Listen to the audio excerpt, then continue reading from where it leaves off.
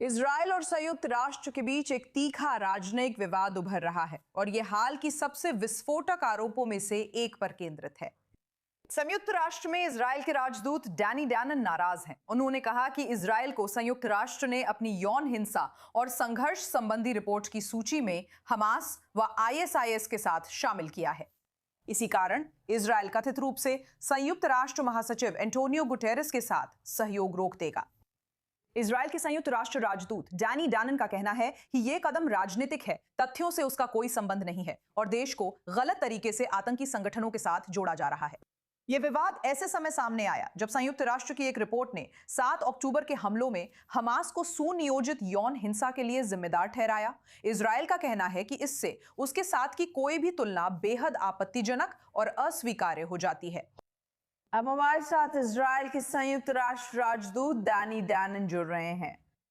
राजदूत जी, इजराइल ने कथित तौर पर संयुक्त राष्ट्र महासचिव के साथ सहयोग रोक दिया है, ऐसी रिपोर्ट्स हमने देखी हैं। हमने निश्चित रूप से आपके बहुत तीखे संदेश देखे जो आपने ऑनलाइन पोस्ट किए थे। इसका वास्तव में व्यवहारिक रूप में क्या मतलब है और क्या आप हमारे लिए इसकी पुष्टि कर सकती हैं?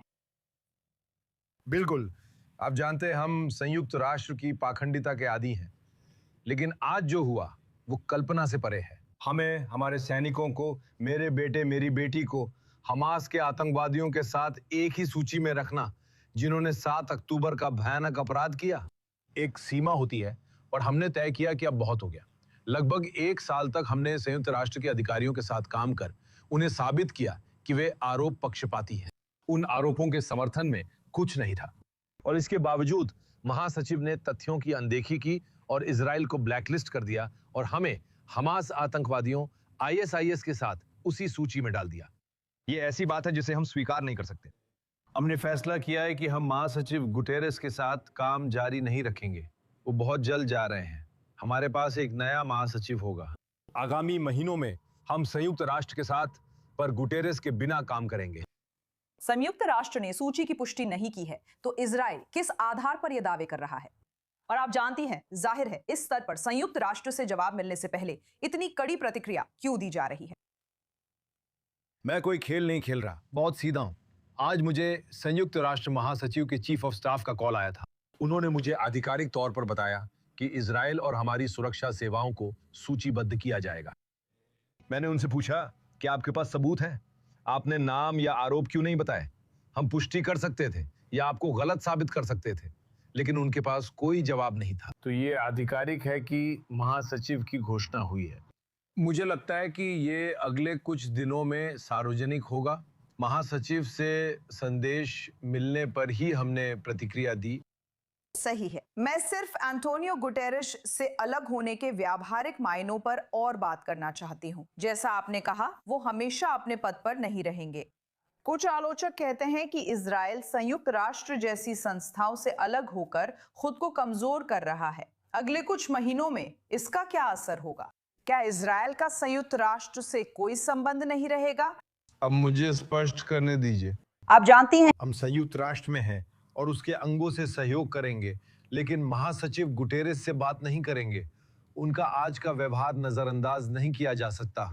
आप जानती हैं, हम सभी को 7 अक्टूबर का वो दिन याद है। हमास की बर्बरता। उन्होंने उस भयानक दिन लड़कियों और महिलाओं के साथ जो किया, और अब वास्तव में इजराइल को इसके लिए दोषी ठहराना, क्योंकि मीडिया में कुछ रिपोर्ट्स आई या न्यूयॉर्क टाइम्स ने बिना किसी आधार के इस पर एक लेख छापा, हम इसे स्वीकार नहीं कर सकते। और मुझे लगता है कि हम एक सीमा खींच रहे हैं और हम महासचिव से कह रहे हैं, आप जानते हैं, वो ये सुनिश्चित करना चाहते हैं कि वो उनकी विरासत इजराइल विरोधी विरासत के रूप में याद की जाए। उन्हें हमसे विदाई की उम्मीद नहीं करनी चाहिए। अमेरिका ने संयुक्त राष्ट्र की प्रतिवेदक फ्रांसेस्का अल्बनीज पर फिर से प्रतिबंध लगाए। अदालत के फैसले के बाद कुछ ही दिन पहले वे थोड़े समय के लिए हटाए गए थे। आलोचक कहते हैं कि उन्हें इजराइल की आलोचना के लिए निशाना बनाया जा रहा है। इजराइल के नजरिए से क्या आपको लगता है कि यह कदम इस दावे को मजबूत कर रहा है कि अंतर्राष्ट्रीय कानूनी हस्तियां निगरानी से आगे बढ़कर राजनीतिक सक्रियता में शामिल हो रही हैं? और क्या आपको लगता है कि यह सही कदम था? मैं अमेरिका के फैसले का समर्थन करता हूं। मुझे लगता है उन्हें उस पर और प्रतिबंध लगाने चाहिए। अगर उसने इजराइल या अमेरिका के खिलाफ झूठ और नफरत फैलाई हमारे सैनिकों की तुलना नाजियों से की या ट्रंप की तुलना हिटलर से की तो उसका अमेरिका में स्वागत नहीं होना चाहिए। और सही है कि उसे कह दे कि अब बहुत हुआ, ये झूठ कहीं और फैला सकती हो, अमेरिका के कैंपसों में नहीं। मुझे लगता है सचिव रूबियो का फैसला मजबूत है। मैंने उन्हें यह बताया और उम्मीद है कि अल्बानीज के खिलाफ और प्रतिबंध लगेंगे। धन्यवाद राजदूत डैनी डैनन न्यूयॉर्क सिटी से जुड़ने और जानकारी देने के लिए। अब देखना है संयुक्त राष्ट्र क्या प्रतिक्रिया देता है। बहुत धन्यवाद।